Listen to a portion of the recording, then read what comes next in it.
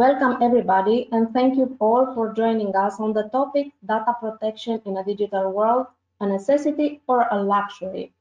My name is Daniela Cirasă. I'm a PACB certified DPO and trainer, a data protection consultant, and the Vice President of the Romanian Association of Privacy and Data Protection Specialists. I will be your moderator of the panel Data Protection, a Necessity or a Luxury. We chose this topic because as a GDPR consultant or a DPO, we are dealing with this topic daily. And from my personal experience, the controllers think twice about data protection only when they are subject to an investigation or when they receive a fine or a data subject right request, when they're having an audit from a client or a due diligence process that includes requests about data protection, or an audit from a client, or when launching an app or a compliance of a website. The pandemic didn't help much with the compliance, especially now that we are dealing with the big tech, AI, and the massive digitization.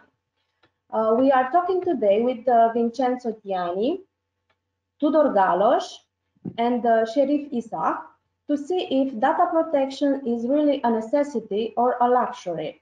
All the panelists will provide a unique point of view on our topic as our speakers come from different fields of activity. I will now shortly present our speakers, and I must add they all have impressive CVs, so it was difficult to choose only a few informations about each of them. Tudor Galos is a data protection senior consultant at Tudor Galos Consulting, Romania. Mr. Galos is experienced in identifying innovative solutions to business challenges, rallying up teams, segments, key stakeholders, and aligning everyone's priorities towards main business goals. He manages a team of experts covering all privacy compliance requirements, legal, process management, IT security, and he also teaches more courses on the GDPR matters. Thank you, Tudor. Thank you very much. Vincenzo Tiani is partner of Panetta Law in Brussels office, adjunct professor at Libera Università di Lingua e Comunicazione. Vincenzo deals with privacy and protection of personal data, intellectual property, and media law. He does it as a consultant, teacher, and journalist. He is also a member of Hermes Center for Transparency and Digital Human Rights, where he follows the European legislative development and their impact on fundamental rights online. In spring 2020, he was chosen to be part of Data Task Force of the Ministry of Innovation to assess the impact of data protection of COVID-19 contact tracing apps.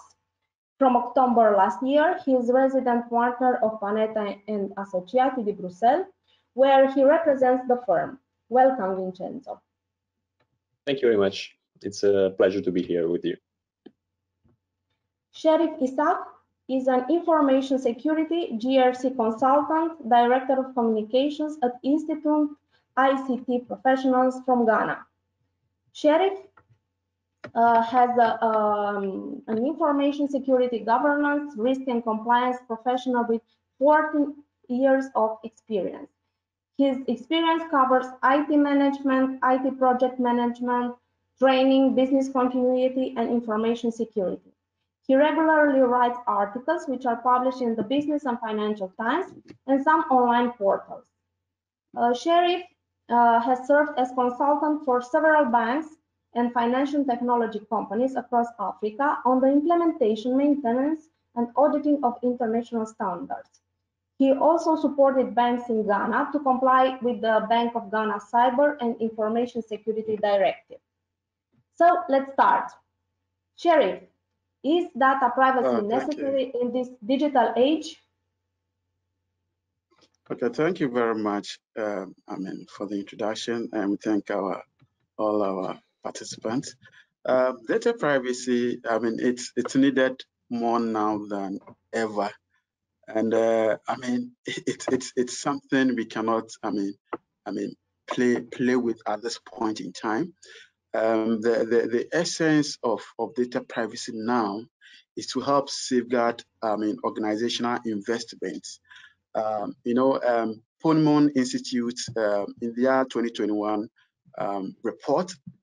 I mean, they mentioned that data breach cost $4.2 million US, which is, I mean, an increment from of 10% from the previous report. That's the 2020. So we cannot underrate the essence of data privacy in the current situation we find ourselves, especially with the emergence of COVID-19 and its attendant effect. Data privacy is also very necessary because it helps organizations to meet the expectations of their customers. You know, as customers engage with clients, their obligations from the data controllers, i.e. the organizations, to ensure that certain requirements pertaining to data privacy are put in place. They also help to ensure that the organization have, it gives them competitive advantage over their competitors. I mean, globally, we've heard one company or the other being breached here and there. You know, with such reputation or with such, bad reportage on organization, it keeps you off from your competitors. It also helps safeguard the reputation of the organization as well. Then both on the individual level and at the organizational level, it will, it help protect, themselves from criminal prosecution, which may be as a result of fines or imprisonment based on the jurisdiction within which the data subject or the data controller or processor find themselves. So in a nutshell, that's what I can say about that. Thank you very much. Vincenzo, over the past year, now we're talking about 1.5 years, we have often had to balance privacy and the right to health. Can they coexist, or should privacy succumb in such cases? Thank you for the question. Indeed, yeah, we've been through a couple of tough years actually, and yeah, in Europe as well, but all over the world, this was a major question. Should we are, you know, the main question of this panel is data privacy a necessity of a luxury? So in this case, could we consider privacy luxury when on the other side we have health, right to health, right, you know, the need to protect citizen people, the need to sometimes trace, you know, COVID and so on. So this kind of questions was answered in very different ways around the globe. First, the Asia started in China, but also in South Korea, so even in Japan, so even in different kind of let's say institution from republic, different kind of democracy and so on. These countries were the first to implement a sort of this application for contact tracing, for example, because they thought that in when you need to balance privacy and the right to health, the latter is the one that should prevail. In Europe, we made a different case. But before go to Europe, I would like to also underline how, for example, in South Korea already had a law for special cases, so for emergencies, because they faced, of course, in 2015 another pandemic. So they had already a law that could, you know, that allowed the government to use this data, to trace this data, even credit cards, location data, but only when triggered by a major event like a pandemic. In Europe, we were called. It was the first time we actually were called to, you know, die in this direction. And as you mentioned in my bio, last year I was part of this task force that was asked to implement the data protection of application, for example, for contact tracing. And even before that, the DPS and the European Commission published their decision, their recommendation regarding these applications, we as a group decided that it wasn't the case of allowing government or police forces to use this data, or even if they weren't involved directly, we didn't want that even the Ministry of Health could actually gain access to location data, for example. Why that? Because we think privacy is a fundamental right. Of course, even health is a fundamental right. But it's important as European, we have the GDPR, so we have an advantage in this case. We already have a very good ground rule that has been copied pasted in some cases in all around the world, and so privacy can live with other, co-live with other fundamental rights. And if you can obtain the same results, granting privacy, it's what we need to do. Because of course there is this, governments, when they, especially if they are in an emergency situation, they are they're trying to solve the problem easily, but this is not an easy call. So it's important to think, let's say, a couple of weeks more and try to find the way to implement privacy and all the other fundamental rights, because they are all strictly connected. So it really is really something that we do not have to forget. Thank you. This leads me to my next question. Should public administrations have a freer hand in such emergencies, and in general, to make the best use of possibilities offered by AI? Yeah, indeed, that's that's a very linked question, because it goes over also the pandemic, especially with the AI. As I said, there is still and even with all the funds that now we have, all the governments can spend because of pandemic. So that there is this European Commission plan to foster innovation, digitalization, and that's for sure that pandemic really was an accelerator in my country, especially. I don't know in the other, but my country, Italy, really it was an accelerator for digitalization. But still, still we are as a country, we are not the only one. We are behind the bar put by the European Union in digitalization. So with this new fund that's coming, it's true that government really would like to push the accelerator. On the other side, of course, again, we don't have to, we can't fall in the trap of techno-solutionism, we can say. So it's important that nobody stays behind. It's important that fundamental rights are all taken into consideration. It's important that it's vital that there are DPOs in public administration. I don't know what's the situation in your countries, but it's true that what I've seen in the last 3 years, from the implementation of the GDPR, is that there are major, city halls, public administrations that, are looking for DPOs for 1,000 euros a year, and that's, of course, it's impossible to find the right professionals and experienced professional to fulfill, that important role.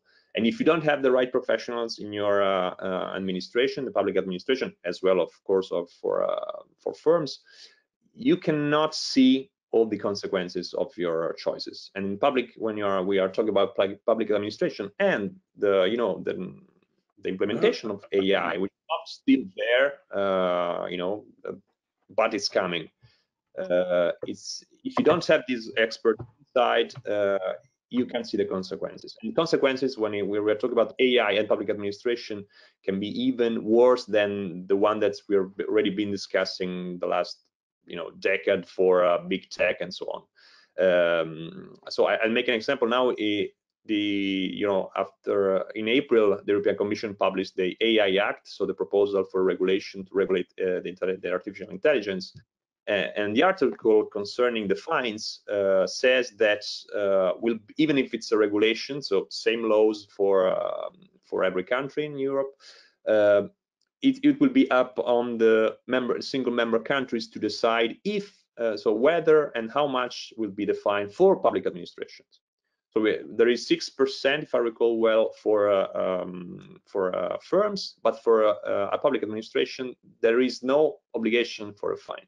Even if, for example, there is actually a fine for European institution, which is 500,000 and will be issued by the EDPS. So it's really important that, and we can't forget that even if we are in the European Union, I'm talking about European Union, where normally all the 27 member states should share the same values, fundamental and same respect for fundamental rights. We know that it's not the case. We know that there are some countries, unfortunately, that don't respect the fundamental rights. And if you think about this situation, if you think about AI implementation, if you think there are no fines, if you think that it's really a tricky technology that even sometimes the engineers are not able to understand themselves, so it's really something we should focus on before the AI regulation is definitely published. Thank you. I can speak for Romania. We are not very far away from you. Anyway, I believe we are on the last in Europe with the digitization with you, Italy and Romania. So we are not very far away. And also we have the same problems with the DPOs in public administration. And we also share the same disbalance for the fines in public and private sector. So I completely understand you, and I think Tudor also understands. So Tudor, after so many scandals like Cambridge Analytica, why do you think people still share a lot of sensitive personal data on the internet? Thank you very much for a really good question. I mean, it's people still yet don't understand the value of privacy and of discretion. So we are sharing a lot of data on the internet, and we don't realize how many data points we are actually sharing. It's interesting that you mentioned Cambridge Analytica. I mean, remember when the scandal hit in 2018? Well, in 2016, actually, Cambridge Analytica published a video from a big data conference where Mr. Nix, which was at the time CEO of Cambridge Analytica, actually presented the fact that they were monitoring around 4,000 data points on each US citizen. And he demonstrated that based on the Facebook activity, Cambridge Analytica was able to predict which person was interested in which party and what other interests they had, such as gun rights, religious belief, and so on. I mean, it was visible. It was published on YouTube. You can actually search it, Cambridge Analytica 2016 Big Data Conference, and you will see it was public, but nobody cared. I mean, they did it publicly, nobody cared. And then in 2018, suddenly there was a whistleblower which made a huge scandal because he actually explained how that data could affect people. And this is when people started to understand, wait a minute, there is something wrong. Since then, there were a lot of privacy scandals around the big tech players like Facebook, like Amazon, like Google. Look what happened this year with the Facebook whistleblower. That lady who actually showed the fact that Facebook had an algorithm to promote content to people that people would consume, which seems a basic, how should I say, a basic business approach. However, the issue is that content is usually that type of content which help people radicalize. I mean, which are driving people nuts, to be honest with you. You know, sensitive content, which many times is leading to protests, demonstrations, or even negative things like suicides and killings. And while in the United States you have some legal mechanisms to stop this, there are many other countries in the world which don't have such laws. And Facebook is actually promoting that type of content, which is radicalizing people. In India, it happened a lot. And people don't realize that when they are sharing personal data on the internet, there are big data algorithms who are taking all this data. I mean, even a simple fact that you put up a photo, okay, you are sharing a photo on the internet. Let's say even on Facebook. Facebook has a facial recognition algorithm, and Facebook is able to see everybody who is in the photo. I mean, if there are 20 people in the photo, out of which 19 have no idea that they are being photoed, Facebook will know this fact. Now, Facebook said that they are dropping this technology, but today or yesterday they came up with an addition saying, no, only Facebook is doing this, not the other companies which are part of Meta. Okay, so in metaverse, guess what?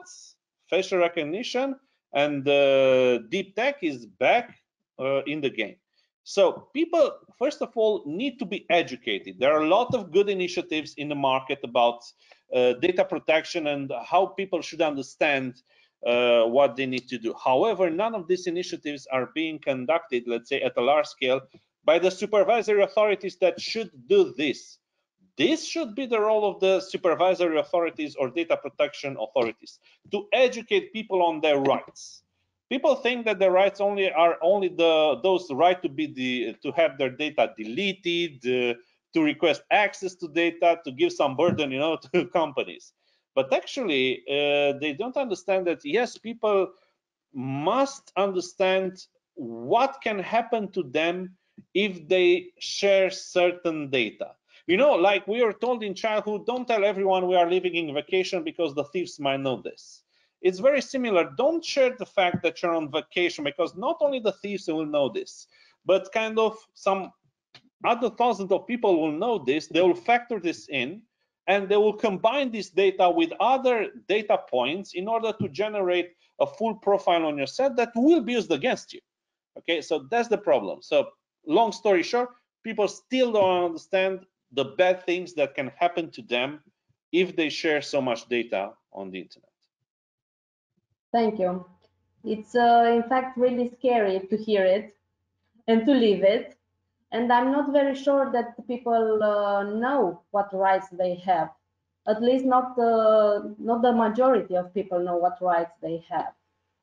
So this leads us to the next question. Sheriff, what are the implications of neglecting data privacy? Okay, thank you very much, Daniela, for this question. When it comes to the implication of data privacy or neglecting data privacy, it's enormous.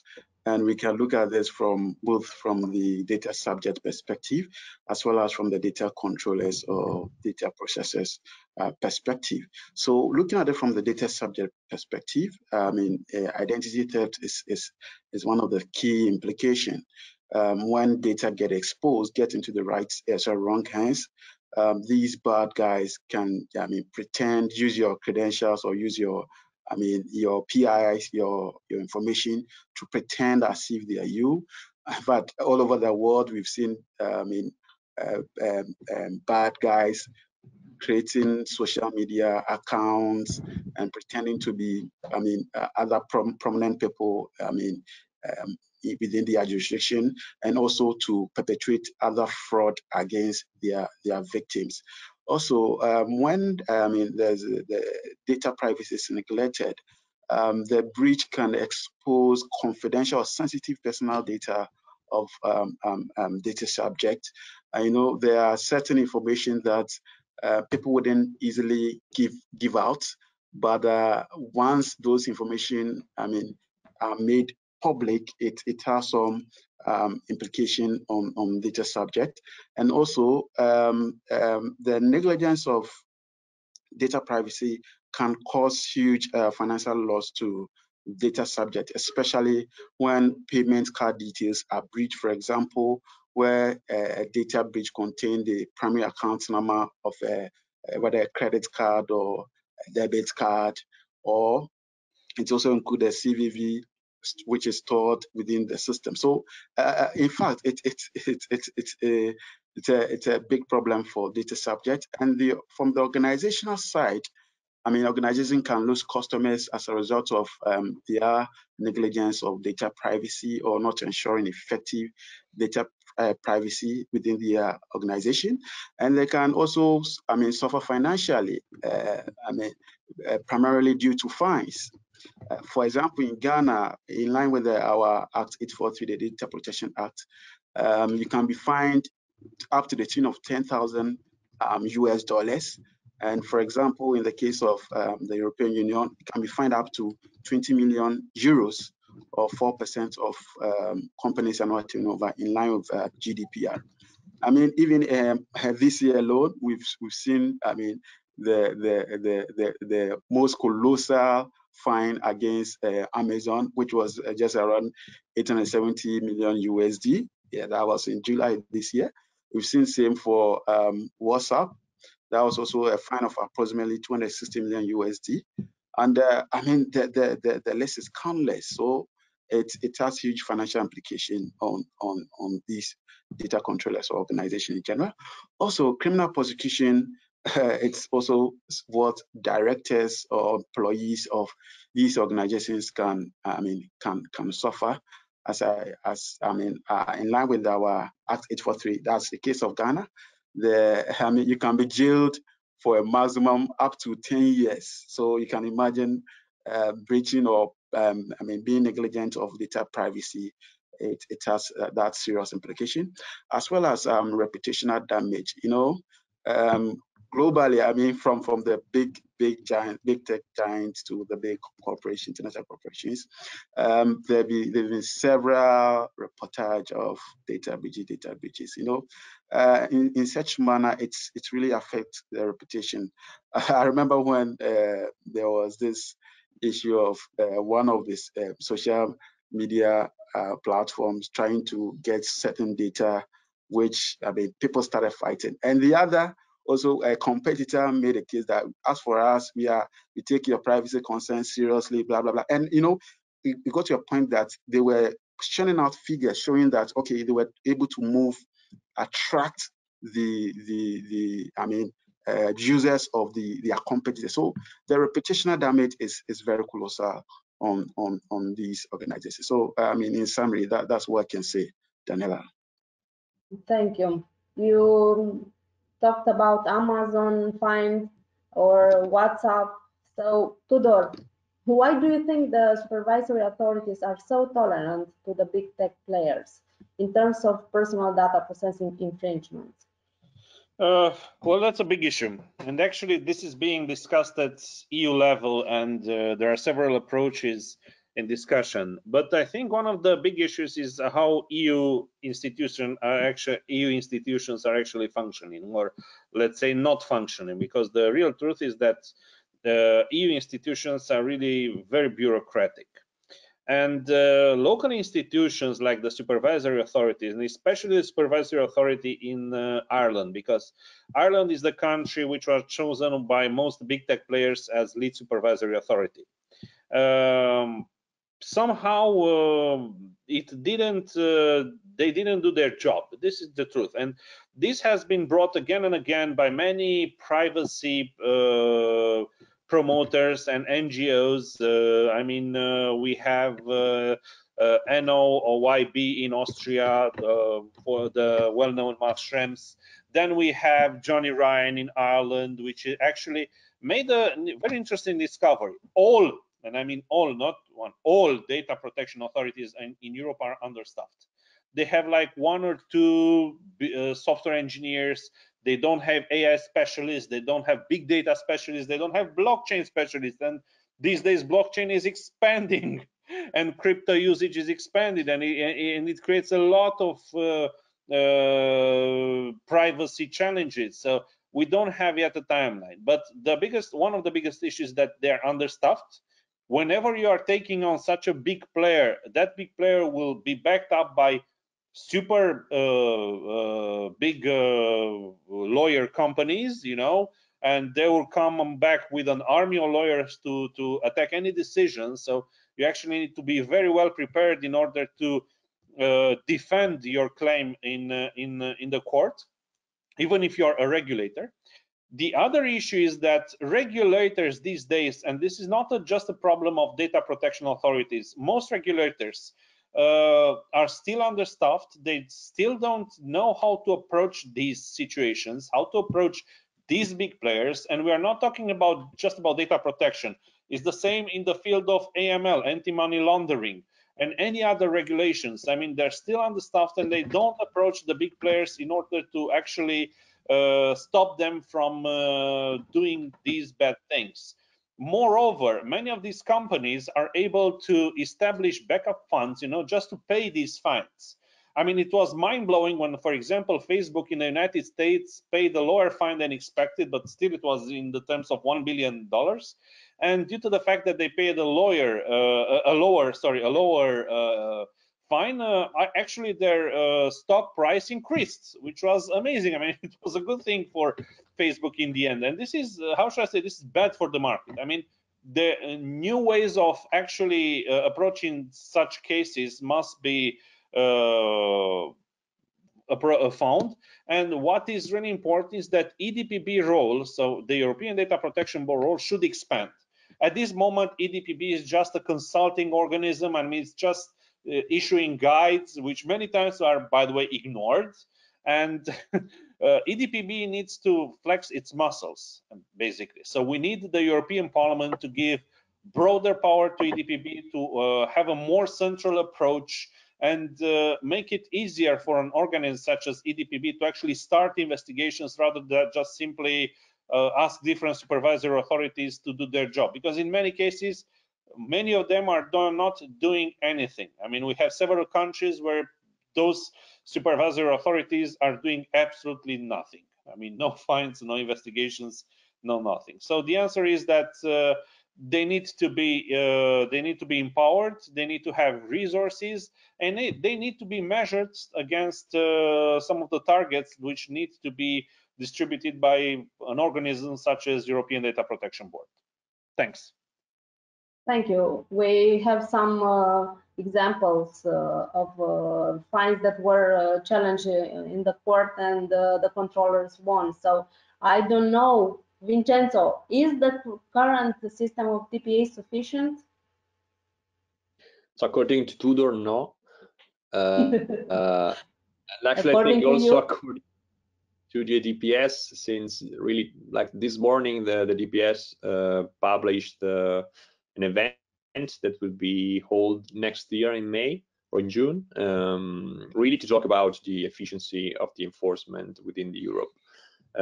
Why that? Because next year will be 10 years when from the starting of a conversation around GDPR. Because yeah, GDPR was published in 2016, but of course it wasn't written in a night. So all the conversations started almost 10 years ago. I don't know actually. So let's say I would split the conversation, the question in two answers. So theoretically speaking and practically speaking. Theoretically speaking, I would say yes, it works. Why I'm saying that? Because looking at, for example, the fine for WhatsApp that was challenged by the other DPAs. Actually, the articles of GDPR says that even if you have, of course, we have this problem with Ireland. We can't hide that. There is this bottleneck in Ireland that needs to be solved, of course. But on the other side, the GDPR already says that whenever there is a DPA that wants to challenge a fine of another DPA, when there are, of course, some data subjects are involved in your countries, they can do that, and then the DPB will listen to everyone, and then will agree with the challenging DPAs or with the leading supervisory authority. Of course, it takes some time, and the other thing is that that's true that we haven't seen from any fines from or any investigation from some DPAs. You mentioned the example of Luxembourg, the DPA of Luxembourg, which basically it looks like it started to work now, like this year, but the fine against Amazon was pretty high. It was the highest in the European Union last 3 years. It was more than 700 million. So it's not nuts. But it's true that we need to remember that when you want to bring to the court, before the authority a case like that, when you want to issue a fine, you need to be consistent. You need to gather a lot of proofs for evidence. You need experts, and that's true that DPAs don't have enough experts. It's true. Perhaps the only exception could be Germany, but you know, Ireland has if I recall well, like 140 people. That's a lot for Ireland if you see just at the country, but if you see at the kind of you know, companies that they have to rule, it's nothing. And there is a lack of tech specialists, so we need lawyers as well, but we need also have IT guys also that can help you understand algorithm. So it's even if we are not talking about artificial intelligence, there are algorithms that, you know, make some decision that may decide the rules and so on. And it's important, they are not always transparent, so it's really crucial that there is, you know, there are officials that can explain that, and or can interact with the person inside the organizations. So it's not easy. We need to recognize that, because the thing that you don't want is to have, you know, a fine, an investigation of 6 months, then a fine, and then that fine is challenged before the court, and that's and basically the DPA loses his case. That was like a different case, but similar in a way that the one that faced the European Commission just like some days ago in a competition again with Google. That case required a lot of years and research, but that's what we need to do. The DPAs need to do when you want to, you know, challenge big tech. On the other side, I think that, so theoretically, I would say that the GDPR works, but it's not. It's true that, as Tudor highlights, that yeah, in practice we need more people. We need also, I would say that we need to, you know, we can't rely only on Ireland, but it's true that again there are the tools inside the GDPR, because DPAs can work together. So Ireland could say, Italian DPA, go ahead. I am the leading supervisory authority, but I don't need to, you know, you can start the investigation, and I will be there with you, and so on. Or you can send your commissioners, your official, you know, in Ireland into the headquarters of big techs and make your investigation. So if there is this, if DPAs use this tool of collaboration, cooperation, I think we could have the answer. As it is right now, so from, you know, the 3 years of examples we had, we can rely on, I would say it's not working. But the tools are there, so it's just important that we use those tools, I think. Thank you. It seems we have the tools, but we don't really have the people to use them. Especially in Romania, there are 30 employees in the DPA, and they need 80, 100, or something like that. On the other hand, the fines that were challenged in the court, well, I'm not very sure that the court knows very well the GDPR. So it's still a long way to go. Tudor, on the long term, what do you think is the solution for taking back control of personal data from big tech players? So I think, thank you very much for this question. It's very interesting because there is a lot of space to debate here. Breaking down monopoly is not easy at all. I mean, even if we find new regulations, or if supervisory authorities or different parliaments in different countries find out new regulations, I'm pretty sure that really big tech players will employ their lawyers to find the back holes. I think the best way to solve this is the decentralization, which is happening right now, powered by the evolution of blockchain technologies. Actually, blockchain technologies, by the way they are designed, they ensure democratization of information. And with this information, I'm also talking about privacy and personal data, which is much better protected. We are talking about encryption.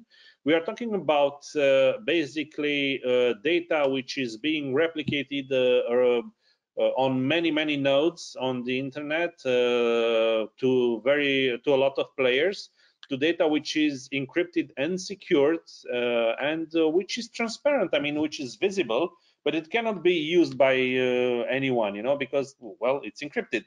And this is, I think, the future for the long term. It's by actually using these technologies to access data on central repositories in a democratic way and in an open way.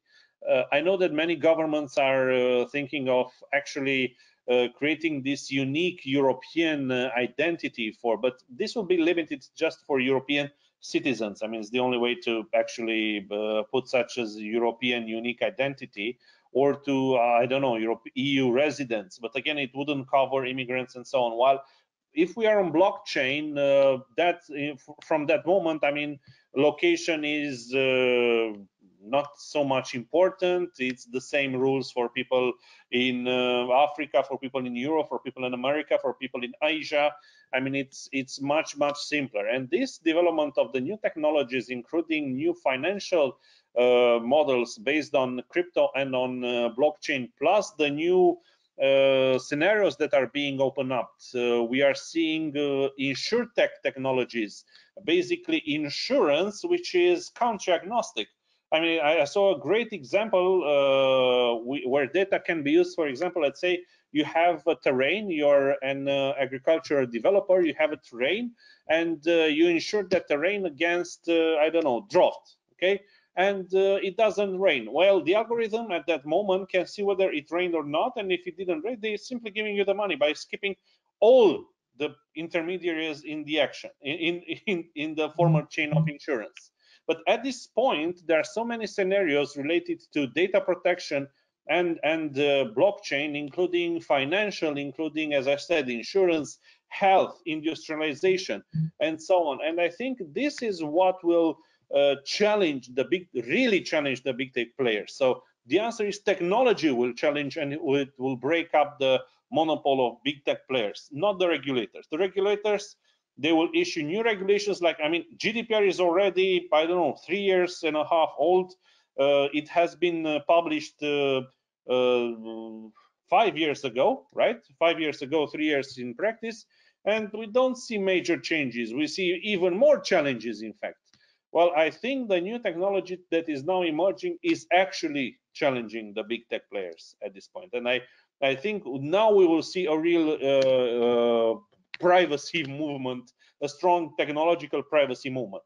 I just came back from Web Summit in Lisbon, and in 4 days, this was one of the main topics: data protection and privacy. And it's for the first time that at such event, this topic is so covered and so proactively covered, because in the past years it was reactively covered. Let's say there were questions from the public that were answered. This year, almost every session had a privacy pillar in it. Thanks. Thank you. Sheriff, how do we ensure effective data privacy in this digital age? Okay, thank you very much, Daniela, for your question. I know the process of ensuring effective data privacy, lies both in it's a two-way affair, both from the regulator's point, both from the data subject as well as from the data controller and processors perspective. In the aspect of data subject, or let me say individuals in this case, we should be able to, have better ways of disposing of any document that contains sensitive, personally identifiable information. If it's in hard copy, make sure, you shred them, or any other means you ensure you can properly dispose them of. That would be great. There are a number of occasions where you will see people's academic transcript being used for other purpose on the street. There are situations where you see people's lab report, medical report on the street, and sometimes it becomes a problem. Also, as Studio mentioned earlier, we need to be, very cautious of the kind of information we put on social media. It's as if, the least action we take, we'll put it on social media. That's a big risk you're taking. Maybe from the start, you wouldn't know the implication, but as time evolves and a lot of data will be gathered, which could be used against you, as well as we should also regularly check the privacy settings on our social media accounts. And I bet you, if you've not checked the privacy settings of any of your social media handles, please do. And a number of things happen in that. I mean, there are default settings which are very risky for users. So just check and make the appropriate changes to it. Then also, as data subject, we should always exercise our privacy rights in line with the data protection regulation or legislations within which we find ourselves.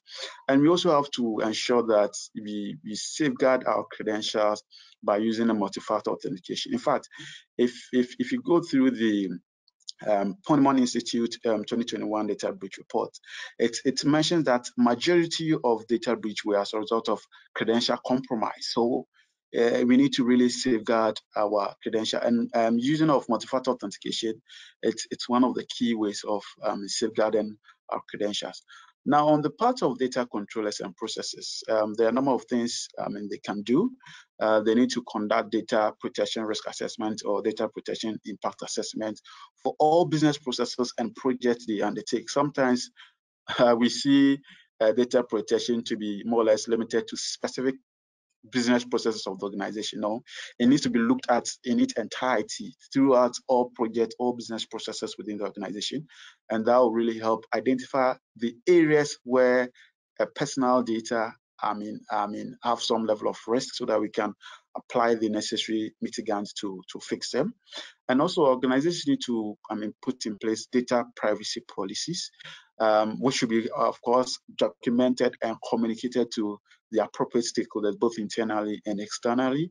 And such policies also need to include, sanctions. That's very key, because if there are not sanctions to the policy, I bet you nothing good will come out of such policy. And awareness is very key, creating data privacy awareness for employees, clients, and other stakeholders. Very, very key. In fact, according to a report from Shredit, which is an information security company based in the US, it's mentioned that 47% of C-suite executives and small business owners mentioned that breaches in their organization were as a result of negligence of their employees. So it clearly depicts the need or the essence of awareness across our organization, irrespective of the process. Sometimes we conduct awareness, privacy awareness, and we leave out the janitors, the driver, the security personnel. I bet you these are people who can easily expose us. So we need to look in that side. Then encryption is very key. When the data is encrypted and the bad guy or chance on it, or for whatever reason, the data gets out, it wouldn't be meaningful to whoever chance on it. So encryption is very key. We need to encrypt all our data. Then we also have to organize it to ensure minimal collection and storage of data. If there's data you don't need, you don't have to collect. If there's data you don't have to store, don't collect and store. This is very important, especially when it comes to issues of payment cards. You see organizations storing CVVs for no reason, storing CVV. CVV can only be stored in peculiar, when they need be. But sometimes you see certain organizations storing CVVs, and when CVVs get into the hands of bad guys, and the primary account number of these cards also go out, they can use it to perpetuate any fraud, especially for card not present transactions. Then the use of data loss prevention solutions is very, very key.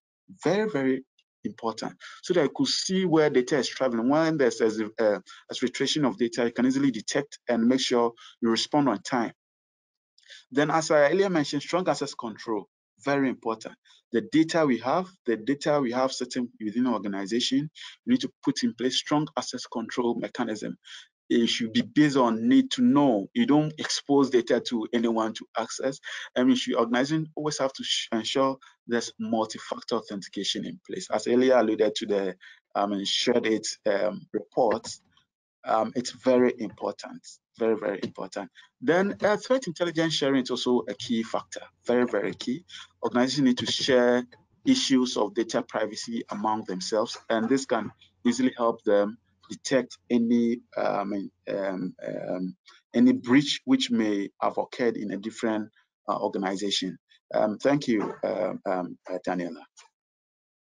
Thank you also. You were talking about awareness, and we have a question from the audience.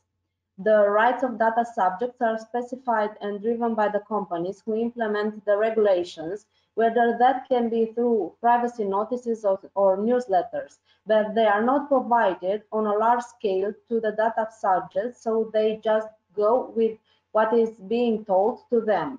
No data subject has read GDPR. So, how is it? Any comments? I can go. I can jump in. Yeah, that's true. It's also true that if we are talking about European Union, the data subject at least should provide what are the rights of the data subject in the privacy policy. But that's also true that not only people haven't read the GDPR, but also they haven't read the privacy policy. They just accept that. That's a problem. On the other side, it's true that companies could also leverage on privacy. Use privacy as a leverage. Why? How? Being more, demonstrating that they take care about your privacy. So it's not just just putting there on the cookie banners, for example, and say, yeah, we take care about your privacy, and then accept all the monitoring cookies we have already pre-selected for you. That's a joke, of course. That's a joke. It's real, but that's a joke when you read these kind of banners. But on the other side, we have seen examples like Apple. I think it's the main example of a company that even for different reasons that I'm not saying that Apple is the privacy knight, but it's true that they position themselves as a privacy knight. Why that? Because some month ago, with the update of their iOS, so iOS 14.5, something like that, they allowed their customers, the users, to choose if they want to be tracked by the applications installed on their phones. We are talking about not just Europe. In Europe, that should be like that, but we're talking about a global customer base, 1 billion people. And especially in the US, actually, 84-90% or even more of the person decided they didn't want to be tracked. So once the users, the subject, are informed and they have simple tools to enhance their rights, then they will use it. And then that means that shows that companies can be on the right side of the privacy. And that privacy campaigns perhaps not in the short term, but in the long term it will be. Yes, it's still a long way to go. Especially today, somebody asked if his employer can install a GPS app on his mobile phone. What can I say?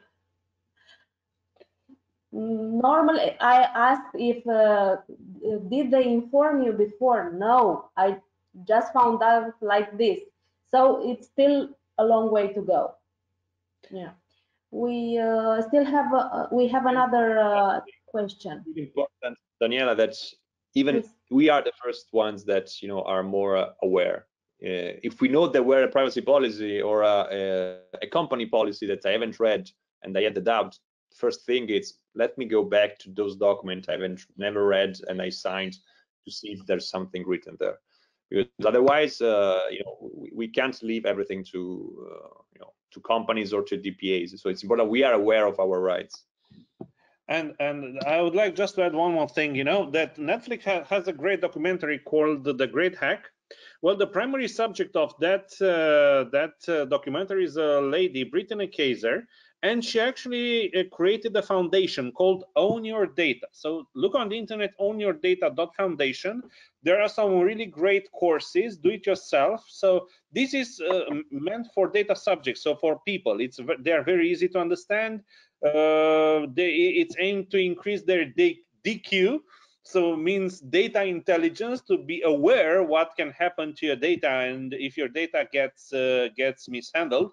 And also you have some really good things like laws, regulation, legislators, and so on. So make sure you visit. I think it's also our roles to promote the work of such people, which basically are helping data subjects understand their rights, because this is really good. I mean, that question is really good. People don't know what their rights are. Well, that's the role of such NGOs and foundations, to help people get educated. Thanks. Thank you. We have another question. An example of this are recruitment companies who collect your data for jobs that exist or not, but they are not really deleting your data after the application. How long does a recruiter retain data for that is no longer legitimate interest? Well, it depends. This is a very tough question because yes, for how long a recruiter keeps your data?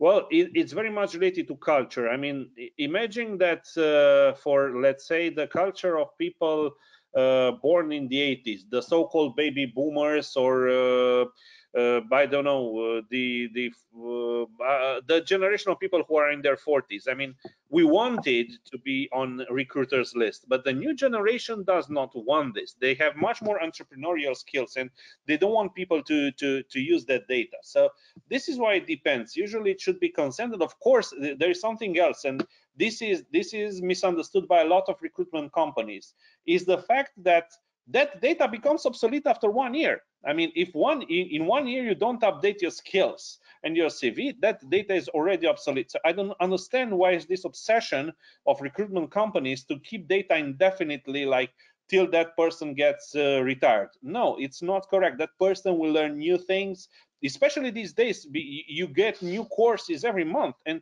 you need to update your skills. So it's completely wrong. So yes, I think this person is really, the question is really good.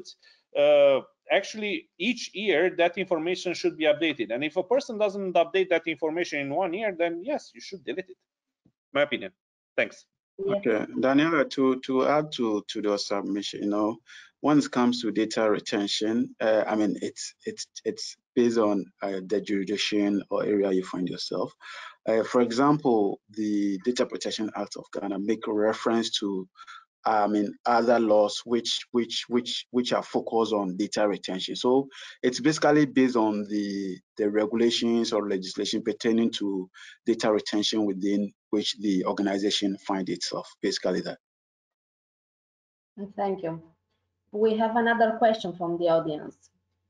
We understand that the inclination is that data privacy is necessity, not a luxury, given the cited incidents of Facebook cases, etc. But how is this going to work given the digital age? Would it not contradict the blockchain concept in a way? Tudor? I was pretty sure I'd get such a question. Well, actually, this is the way the blockchain model is built, either on miners or on nodes. So it's actually distributed. It's nobody owns the data. The accountability lies with the miners or with the nodes.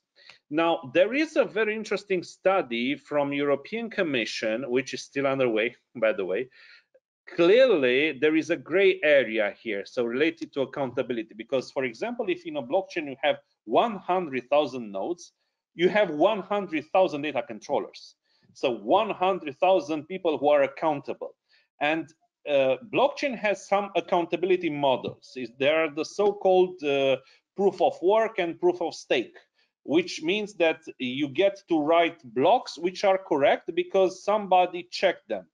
Of course, that incorrect blocks might be added to the blockchain, which would create, in fact, the so-called issue of incorrect personal data. But that's how the blockchain should filter itself. I mean, there are some self-filtering mechanisms. Now, for the moment, clearly that the blockchain model is not 100% compliant to GDPR, but which model is 100% compliant to GDPR?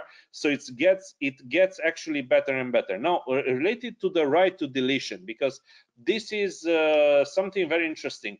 The right to deletion, in fact, is an exception if you're looking at GDPR really closely, because the way the Article 17 is written, it says you can actually request deletion of data in these cases, and each of these cases are exceptions because, okay, the term, the legal ground for processing passed and so on. Well, the way that the blockchain model is designed, actually you cannot delete data. Yes, you can do some anonymization, you can do some hashing, but actually full deletion of personal data is likely impossible. But I'll come back to this concept of deletion of data, because deletion of data can also mean anonymization of personal data. In theory, anonymization is a one-way process. So basically, you anonymize the data, and that data is irretrievable.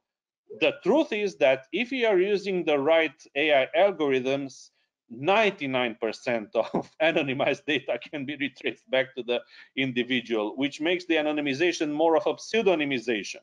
So in reality, I mean, in the legislation, people thought, yes, you can actually do 100% deletion, 100% distraction, 100% anonymization.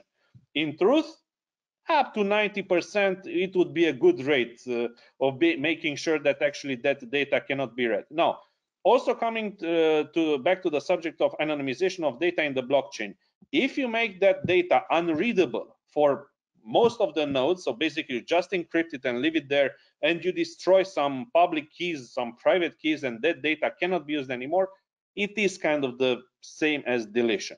Again, with the same disclaimer that nothing is perfect, nothing is 100%. Thanks.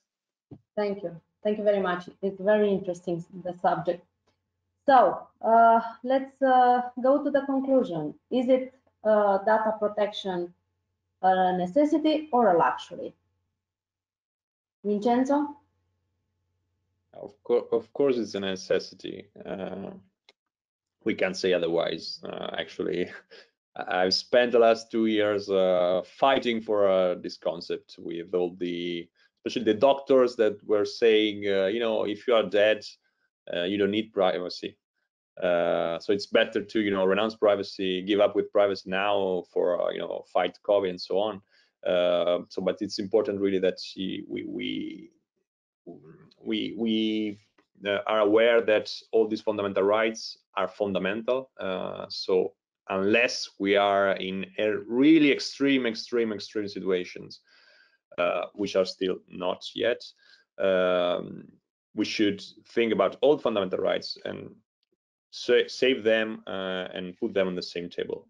And if we just need to think that you know, dedicate some more time to preserve all these fundamental rights, so privacy and all the others, before just you know, jump to the easy conclusions. Thank you. Tudor, what do you think? Well, I think in theory it is a necessity, but really it's becoming a luxury like most of the human rights. And I'm thinking, you know, the data protection makes sense when you put yourself in the shoes of the data subject. This is the ground rule, beyond all the regulation and all the principles, all the articles, and so on. In fact, you need to put yourself in the shoes of the data subject, in the shoes of a person. Right now, human rights are being ignored in almost every, and I think in every continent in Europe. We have a humanitarian disaster happening at the borders of European Union right now, right the moment that we are speaking. We have another humanitarian disaster happening at the border of the United States. We have humanitarian disasters happening in Africa, in Asia, in almost every continent in this world. And people are throwing responsibilities from one side to another, saying, I'm not accountable for this. This is accountable, this is a political game, and so on. But in the end, nobody puts themselves in the shoes of those persons who are just staying there. It's the same here. Yes, it's mandatory to have data protection, it's mandatory to have privacy, but in reality, it's a luxury reserved for those who actually know what their rights are. So we need to take it step by step. We need to make sure that people understand what are their rights, that they know how to exercise their rights.